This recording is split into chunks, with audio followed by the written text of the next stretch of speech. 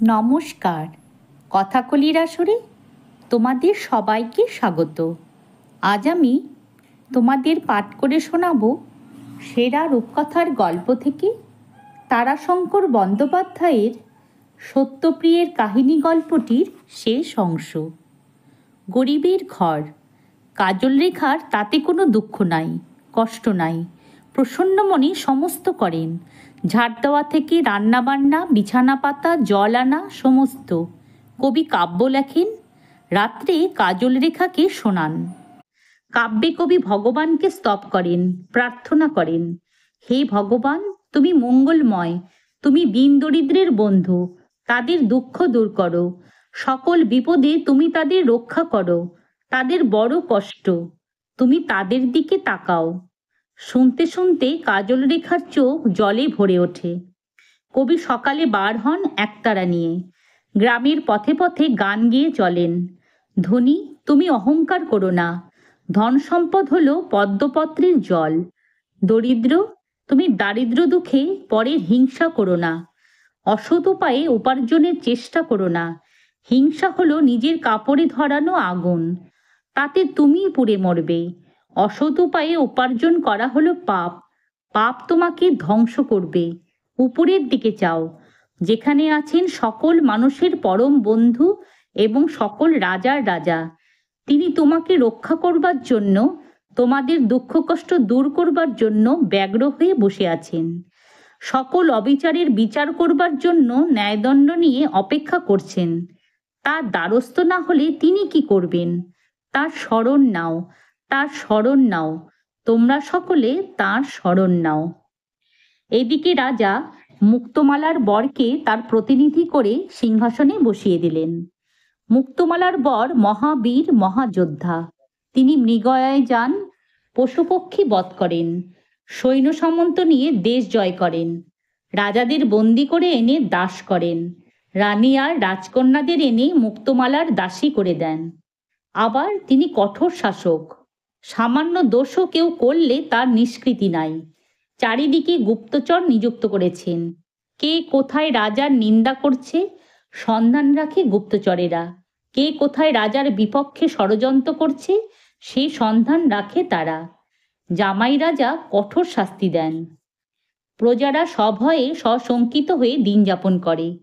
কার কোন দিন কি হয়? শস্য উঠলে সর্বাগ্রে রাজার কর আগে দেয়।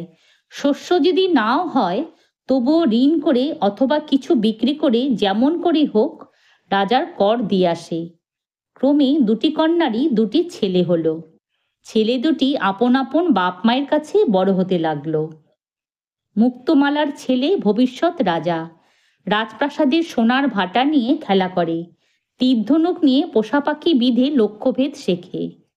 আর কাজল রেখার ছেলে ভোরে উঠে জোড়হাত করে বসে কাজল রেখার সঙ্গে তার বাপের রচনা করা ভগবানের স্তব গান করে, আঙিনায় খেলা করে, পাথর নুড়ি কুড়িয়ে আনে। যেগুলো ময়লা মাটি লেগে থাকে সেগুলিকে বলে, মা, এরা গরিব দুঃখী নয়, গায়ে ময়লাটি লেগে রয়েছে। তাদের সে স্নান করায়, বলে এদের সেবা করছি। সন্ধ্যায় সে শাস্ত্র পড়ে বাবার কাছে, নানা শাস্ত্র। এমন সময় সেবার একবার দেশে এলো মহা হাহাকার। একেবারেই বৃষ্টি হলো না, দারুণ অনাবৃষ্টি। বর্ষা না হলে শস্য হয় না, শস্য না হলেই দেশে হয় দুর্ভিক্ষ, দেশে দুর্ভিক্ষ উপস্থিত হলো। লোকে অন্নের অভাবে গাছের পাতা খেতে আরম্ভ করলো, স্ত্রী পুত্র বেচতে আরম্ভ করলে। জামাই রাজার কঠোর শাসন, রাজকর আদায়ের জন্য নায়েব গোমস্তার সঙ্গে সৈন্য সামন্ত দেওয়া হলো। কাজল রেখার স্বামী কবি, মানুষের দুঃখ দেখে অবিরাম কাঁদেন আর ভগবানকে ডাকেন, উপায় করো প্রভু, তুমি উপায় করো, মানুষকে তুমি রক্ষা করো। কাজল রেখা জোর হাত করে বসে থাকেন স্বামীর পাশে, ছেলেটিও থাকে। রাত্রে কবিকে স্বপ্নাদেশ হলো। এক জ্যোতির্ময় দিব্যকান্তি পুরুষ এসে স্বপ্নে দেখা দিয়ে বললেন, আমার অতিথি স্বরূপ দেশে রাজাও রয়েছে, তুমি প্রজাদের সঙ্গে করে তার দরবারে যাও, জানাও তাকে তোমাদের দুঃখের কথা। তিনি যদি প্রতিকার না করেন তখন আমার কাছে নালিশ জানালে তার প্রতিকার আমি করব। সকালে উঠেই কবি কাজল রেখাকে সব বললেন। বলে তারপর বললেন, দেখো, তোমার দিদি মুক্তামালার স্বামীর যে প্রকৃতির কথা আমি শুনেছি, তাতে ভগবানের অভিপ্রায় যে কি তা আমি বুঝতে পারছি না। তবু আমাকে যেতে হবে। সত্যপ্রিয় তোমার কাছে রইল। ছেলের নাম সত্যপ্রিয়। আমি যদি না ফিরি তবে তার ভার তোমার উপর রইল। তারপর তিনি দুঃখীদের নিয়ে রাজদরবারে গেলেন। যত যান তত দলে দলে লোক তার পাশে জমা হয়। এমনইভাবে তারা প্রাসাদের সম্মুখে গিয়ে জোড়হাত করে ডাকলে, হে মহারাজ, আমাদের দয়া করুন, আমাদের অন্ন দিন।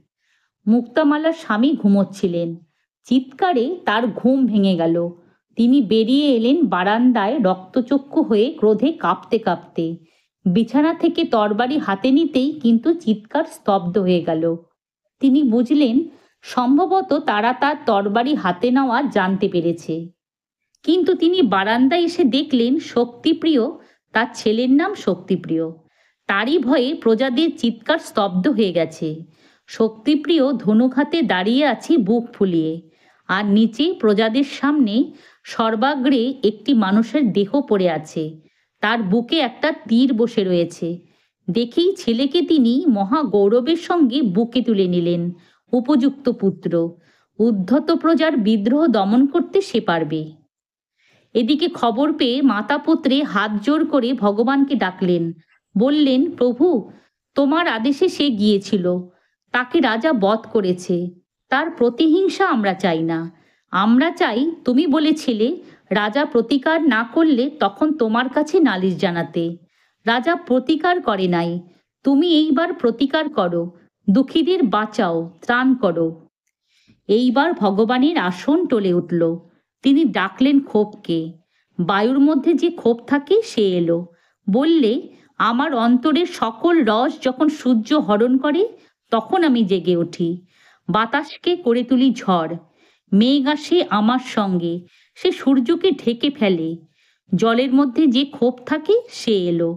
বললে, ঝড় যখন আমাকে আঘাত করে তখন তাকে প্রতিহত করবার জন্য আমি জাগি সমুদ্রের তরঙ্গে। মাটির মধ্যে থাকে যে ক্ষোভ সেও এলো। সে বললে, মৃত্তিকাকে যখন উত্তপ্ত করে তোলে আর যখন সহ্য হয় না তখন আমি জাগি। আমার সঞ্চরণে মাটি তখন কাঁপে ভূমিকম্পে। ভগবান বললেন, তোমাদেরই আমি চাই। অন্যায়ের অধ্যত্বের প্রতিকারের জন্যই তোমাদের সৃষ্টি হয়েছে। ঈশ্বর অন্যায় তোমাদের মধ্যে নাই। যাও, তুমি গিয়ে প্রজাদের বুকের মধ্যে অধিষ্ঠিত হও। দাও দাও করে জ্বলে ওঠো। তারা মৃত্যুকেও তুচ্ছ করতে পারে, এমনভাবে তাদের ক্ষুব্ধ করে তোলো। ক্ষোভ এলো। অনাহারে মানুষ পাগল হয়ে ছুটে বেড়াচ্ছিল। পেটের জ্বালায় অপমান বোধ ছিল না। পশুর মতো উচ্ছিষ্ট খুঁজে, অখাদ্য খুঁজে ঘুরে বেড়াচ্ছিল ধনির দুয়ারে, নগরের পথে পথে, বনে প্রান্তরে। পথেই পড়ে তারা মরছিল। সেই সব মরার মাংস খাচ্ছিল অপর সকলে। তাদের অন্তরে ক্ষোভ এসে জাগল। মনের মধ্যে প্রশ্ন উদিত হলো, কেন আমরা এমনভাবে না খেয়ে মরব? উত্তর দিলে সত্যপ্রিয়।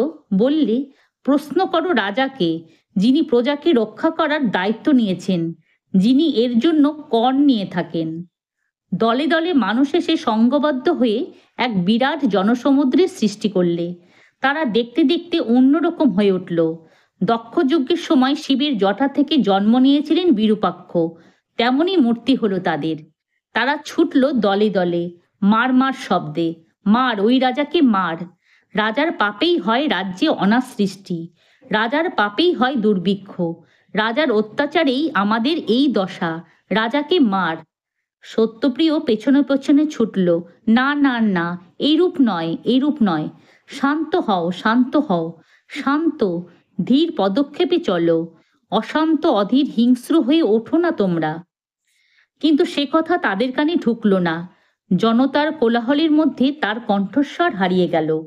তারা ছুটে গিয়ে পড়ল দলে দলে, হাজারে হাজারে, লাখে লাখে রাজধানীতে, রাজপ্রাসাদের উপর। সঙ্গে সঙ্গে সৈন্যরা খেপে উঠল, হাতি খেপে উঠল, ঘোড়া খেপে উঠল। আকাশে পাক দিয়ে ঘুরতে লাগলো বাজপক্ষী, শকুনি, গৃধিনী। সে এক প্রলয়ের ব্যাপার। ভেঙে পড়ল রাজার সিংহদ্বার, ছিঁড়ে পড়ল ঝাড় লণ্ঠন, দাউ দাউ করে জ্বলতে লাগলো কাঠের আসবাব। প্রজারা হুঙ্কার দিয়ে উঠতে লাগলো। মুক্তামালার বর কিন্তু মহাবীর, শক্তিপ্রিয় বীর। মুক্তমালাও যুদ্ধ করতে জানেন। তারা পালালেন না, যুদ্ধ করতে এলেন। কিন্তু এত মানুষের কাছে তারা কি করবেন? কিছুক্ষণের মধ্যেই তিনজন লুটিয়ে পড়লেন মাটিতে। প্রজারা তাদের দেহ মারিয়ে এরপর ছুটল, কোথায় সেই বুড়ো রাজা? এইবার তাকে আমরা বধ করব। কোথায় সে? অথর্ব বৃদ্ধ রাজা বসেছিলেন আপনার ঘরে। তিনি ইষ্টনাম স্মরণ করতে লাগলেন। কোলাহল এগিয়ে আসতে লাগলো। কিন্তু রাজা আশ্চর্য হলেন। হঠাৎ কোলাহল স্তব্ধ হয়ে গেল। বাঁশির আওয়াজের মতো একটি মিষ্টি আওয়াজ তার কানে এলো।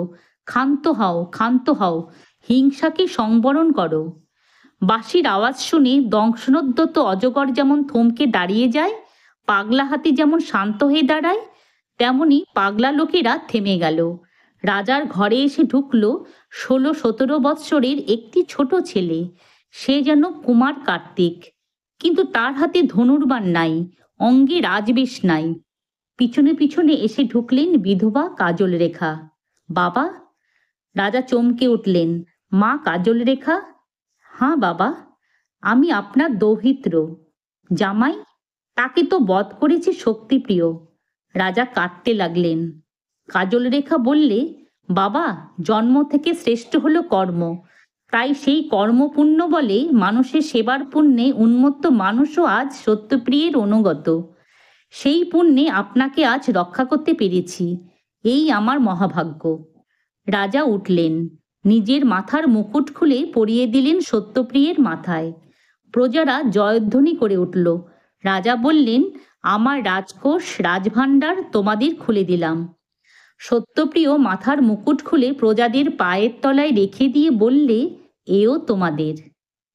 যদি তোমাদের আজকের এই গল্পটি ভালো লেগে থাকে তাহলে একটা লাইক ও আমার এই চ্যানেলটিকে সাবস্ক্রাইব করে দিও, যাতে তোমাদের জন্য আরও অনেক নতুন নতুন গল্প নিয়ে আসতে পারি। ধন্যবাদ।